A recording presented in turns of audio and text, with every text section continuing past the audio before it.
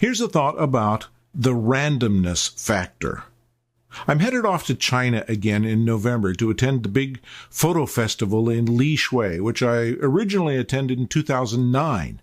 Because that was the first time I'd ever been to China, I tacked on a few extra days to do some photography, and as long as I was in Li Shui, I photographed there and was very happy with some of the work that I got. Even though I knew nothing about Li Shui, it was a total random destination, but it worked out great. So this trip, do I want to go back to photograph to Li Shui or should I go somewhere else? Well, I've decided to go somewhere else. But the question is, where? And then it dawned on me, maybe that's the wrong question. Because the real question is, does it make any difference?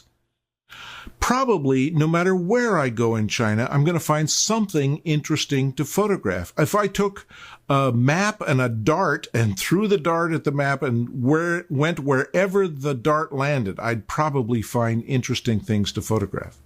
Now, if you set out to make a specific kind of photograph, that's different. If I wanted to go to the Hongshan Mountains to photograph the Hongshan Mountains, I'd have to go to the Hongshan Mountains, but that's generally not the kind of photography I do. I do what the Japanese call following their nose. They just go wherever their nose leads them and explore and find things at random that are of interest, and in my case, of interest to photograph. So I don't know where I'm going to end up photographing in China. I haven't made that decision yet. But I'll bet 2 bits, wherever I go, I'll end up doing some interesting photography and finding some interesting things, because that's the nature of photography. When we open ourselves up to whatever we find there, the world is a pretty interesting place.